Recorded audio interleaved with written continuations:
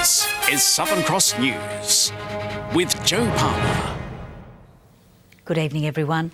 The trial of 6 Tasmanians accused of being involved in the alleged kidnapping of a Victorian man, Anthony McHale, and holding him at gunpoint for ransom has continued in the Launceston Supreme Court. Several witnesses took the stand, including Mr McHale's mother, who admitted her son suffered a drug and gambling addiction. The court heard the alleged victim had a drug problem costing around $500 a day and that he owed money to men of Lebanese descent. Defence suggested Mr McHale had created the allegations of kidnapping to help himself, suggesting he had approached some of the alleged kidnappers asking them for help to pay his drug debts. When in the witness box, his mother, Marlene McHale, confirmed her son was a drug and gambling addict and had been so for a few years. His mother said on the day of her son's alleged kidnapping, she had received a call telling her in Arabic to call the authorities and to transfer $40,000 to his account. Defence lawyer Greg Richardson then went on to say, if your son had a drug or gambling debt, you made it clear to him you wouldn't pay, to which she answered yes. But if you believed your son was in trouble, you would pay money to help him out, to which she answered yes, of course. The accused, Kane Richardson, Sean Richardson, Christopher Humphreys, Matthew Williams, Malcolm Main and Carly Deckers have all pleaded not guilty. The trial will resume on Monday. Jessie Gilmore, Southern Cross News. It's been confirmed human remains found in Queensland earlier this year belonged to a missing Tasmanian man, ending a 13-year-old case. Stuart Gatehouse was reported missing in 2004 after last being seen in a town called Kenilworth. In April, her car was pulled from a nearby dam. Queensland Police have now confirmed the remains were those of Mr Gatehouse. A report is being prepared for the coroner. Well, doubts have been raised over the true independence of the role of the Children's Commissioner following the resignation of Mark Morrissey yesterday. It's the 5th change in the position in the past decade, with calls for the Commissioner to instead report directly to Parliament. A letter to the Premier from community groups just 24 hours after the resignation of the Commissioner for Children and Young People. It's time for the Tasmanian Parliament to pause and for once and for all to put to rest the debate we've had for many years in Tasmania around the powers of the Commissioner for Children.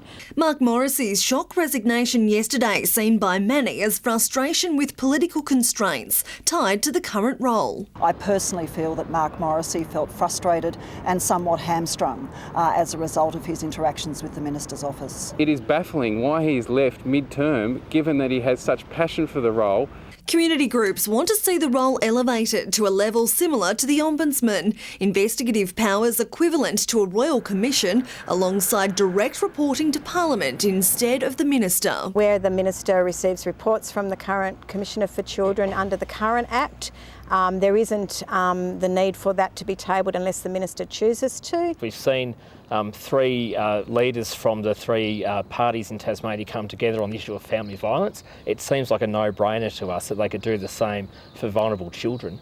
At the beginning of Mr Morrissey's tenure, additional powers were given to the role, with the contract extended beyond the political cycle. Despite assisting in the changes, the TAC agrees the position can improve. A lot of effort went into making sure it was a 5-year term, so something must be badly amiss for Mark Morrissey to have resigned mid-term.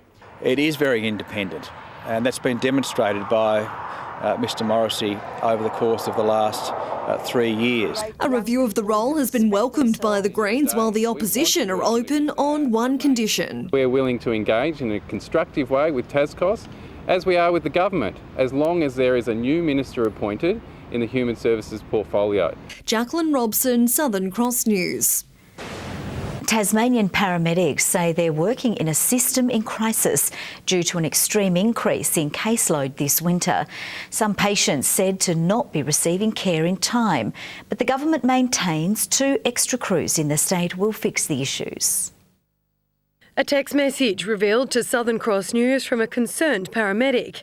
The anonymous worker says it's a daily occurrence, regardless of days off and even annual leave. This has been the worst period of time that I can remember. Lauren Heifer says the demand on staff continues to increase, fearing many staff are so overburdened they're at breaking point. I'm hearing from my colleagues and our HACSU members that their morale is at an all-time low, and ramping is the worst that they've seen it in years, and that's from really senior paramedics in the system. Despite the government claims of historical low ambulance ramping, Lauren says with an overflow in emergency, some of her colleagues report ramping of more than 16 hours. Ferguson's statistics showing that ramping is better. I don't know where he's reading them from. The key factors are said to be a lack of resources, low staff numbers and a surge in cases from the winter flu season, all leading to some patients not receiving the timely care they need. There is so much pressure on the system at the moment to create resources where there just physically aren't any left, but also the patients. You know, once they're ramped down here, that is a delayed access to healthcare. The government maintains it is fixing the issues raised, reiterating there will be one extra crew in the north and one in the south by September this year. At 3 o'clock this afternoon, there were 49 people in the emergency department, with 15 waiting for a bed. There was one ambulance ramped. Louise Hedger, Southern Cross News. The Resources Minister has taken a swipe at the Greens during an address to Tasmania's mining sector. Guy Barnett telling the conference new advice shows a push to extend the World Heritage Area of the Tarkine would cost the industry thousands of jobs. $150 million impact over the next 20 years on the mining industry directly, and a $250 million detrimental impact on the forest industry if these lockups were to occur. He wasn't brave enough to admit at the conference this morning that revenue from mining has fallen sharply under the Liberal government. What he's interested in doing is painting the Greens and conservationists as the bogeyman here. Changes to legislation will be debated in Parliament next week to remove a strain of environmental approval for mining developments. A family-owned Tasmanian dairy company is investing millions of dollars into its operations to keep up with growing demand. Ashgrove Cheese today unveiling its new butter wrapping machine and announcing it's just the start of a major factory upgrade. Making the job a whole lot smoother. This new machine wraps around 80 blocks of butter in just 1 minute, a process previously completed by hand. We had two girls wrapping butter flat out, just cutting set weights and physically wrapping it up like you'd wrap a Christmas present. State and federal governments contributed $84,000 towards the $250,000 machine. Ashgrove says the equipment will increase butter production tenfold and allow it to keep up with demand. Butter's become very popular in the last 5 years. Previously, it got a fairly bad rap for a long time, but people are increasingly after gourmet premium products, and butter is certainly part of that. The upgrade has also helped create 5 new positions at the Elizabethtown factory. The jobs will include our sales department in selling the butter. We now have a fitter on site. The Tasmanian government were very pleased to be a small part of today's announcement and very proud of the Bennett family. Ashgrove also has plans to automate its cheese processing through a $2.5 million investment. It hopes to have the new equipment up and running by early November. By enabling us to automate the butter process, and what we're doing is automating the cheese processing, it gives our staff greater control over it. It gives them a better job that they can actually concentrate on the quality as opposed to doing physically demanding jobs every day. The upgrade also taking the factory from using 1960s technology to the modern age. Monika Dadson, Southern Cross News. Tasmanian visitors will be able to experience visions from the past, with new technology to be rolled out to many of the state's tourism operators.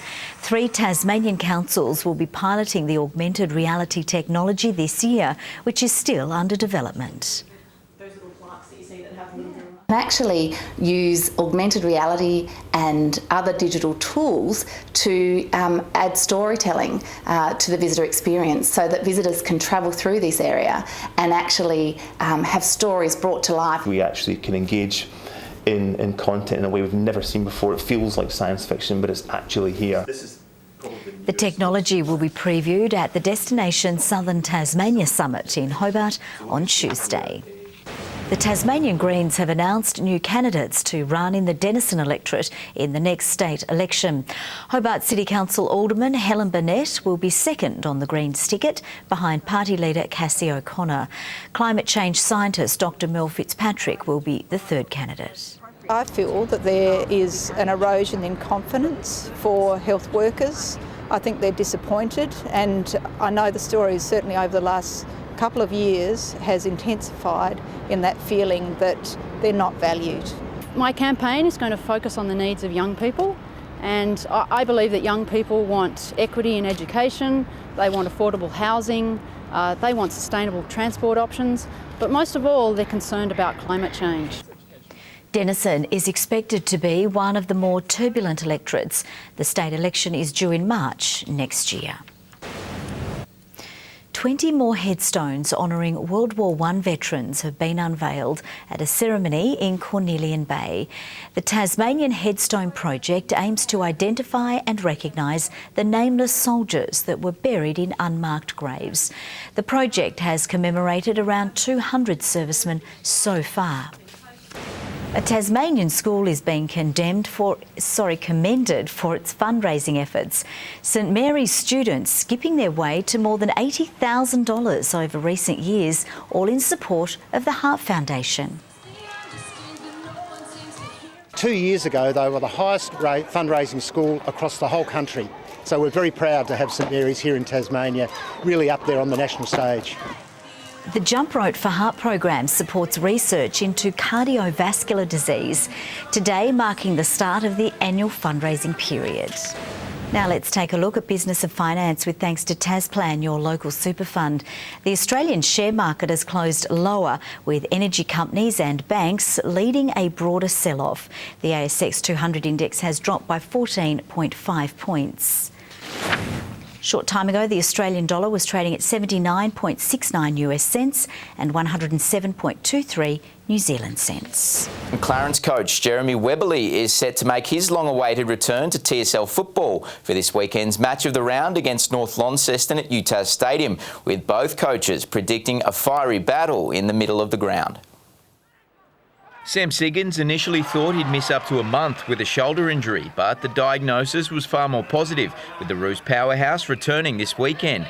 Coach Jeremy Webberley has also been named in the side, set to play his first game since being sidelined with injury in June, and both coaches are predicting a scrappy midfield battle for the top of the table clash. Couch and Cox Goodyear and Walsh and Foon, their bigger bodies are going to be really good in the wet.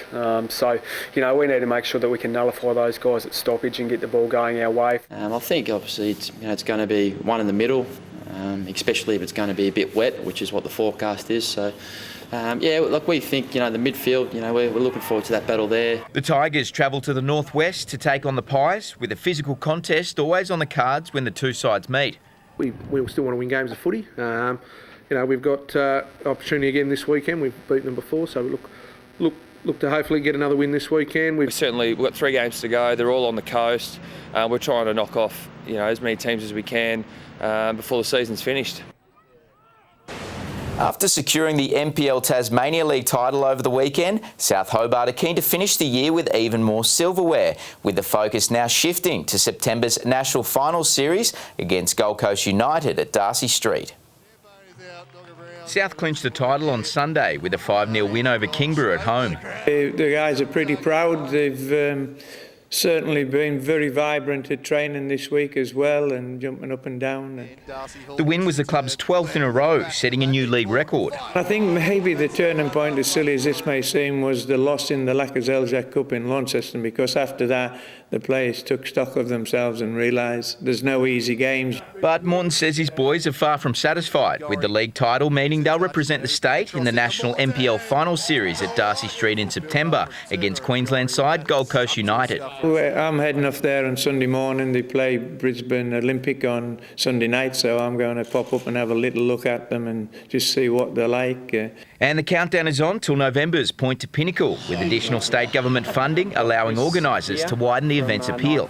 With the grant, it obviously gave us the impetus to be able to go ahead and plan it with some knowledge that we had the financial backing. So that's adding another 500 to the event this year. And With some new additions, such as the 10-kilometre point-to-pub course, another sell-out event is predicted.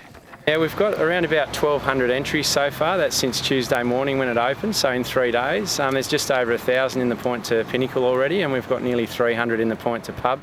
Meantime, Tasmanian para-athlete Samuel Walker has had a solid start to his campaign at the World Junior Championships in Switzerland, running second in his 200-metre T38 event and finishing 5th overall. Walker will compete in his pet event, the 100 metres, over the weekend. Good evening. Hobart, 10 degrees today. Launceston and Devonport reached 13 and Burnie recorded 12. Bridport the high with 16 degrees. Butler's Gorge the low with -4. Temperatures hovered below average. Flinders Island 14 degrees. King Island and Lowhead 13. Wynyard and Friendly Beaches 12. Strawn 11. Campania 10. And cold in the Derwent Valley today. Maydena 9. Bushy Park 8 and Ooze just 7. Now there is cloud covering most of Tasmania and the southeast part of the mainland. That's due to a low pressure system to the east and also the oncoming frontal system, and there is a pool of cold air behind that front as well moving through the bight. Closer in and there's the cloud blanketing the state, pushing down from the north. Tomorrow a cold front crosses with another developing further west over the bight. A high dominates most of the mainland. The winds north-northwesterly reaching 20 to 30 knots over most waters. There will be a shift to the west-northwest tomorrow, reaching 35 knots over the northwest. Gale warning for waters between Sandy Cape and Stanley, and also from Flinders Island to St Helens Point. Strong wind warning from Low Rocky Point to Wineglass Bay. So the winds are picking up, and a possible shower. The forecast for Hobart, 12 the high. Just 8 for Maydena, a cold one again, and Oatlands a shower or 2, 9 degrees. Launceston showers and 12 the top for Devonport. Lyawini a high of 5. For Burnie tomorrow, a few showers and 12 the maximum, 11 for Strawn. Marrawar showers and 12. And for St Helens, a windy afternoon, showery and 13, 14 for Swansea, partly cloudy for Orford and 13 degrees. On Sunday, showers over most areas apart from the south, some snow on the peaks. Showers again on Monday, clearing the north in the evening with cool southwesterly winds, and showers in the west and south extending throughout by late evening on Tuesday. A light shower for Perth tomorrow. A few showers also forecast for Adelaide, Melbourne and in the morning for Canberra. Sunny day for Sydney and Brisbane. Partly cloudy and 8 in Hobart right now, 6 degrees, bit of rain falling over Launceston and 10 right now in Devonport with some light drizzle. And the rain is around for the weekend again, Jo. Oh well, wet at soccer and football again. Thank you very much, Murph. Before we leave you tonight, hundreds of Tasmanians are about to be treated to 2 nights of swing, cabaret and burlesque. Cast members of the show club getting in one last practice at the Albert Hall this afternoon before the performance opens at 8 o'clock. The show features Tasmanian and interstate performance and is the brainchild of 2 Launceston sisters. My sister and I wanted to put something together to showcase what we love, which is musicals, cabaret, swing music, the old greats, Frank Sinatra, and it's good to be able to bring this to Launceston. Tickets for both nights' shows have sold out. That's all from the news team for now. Have a lovely evening. See you a bit later. Bye-bye.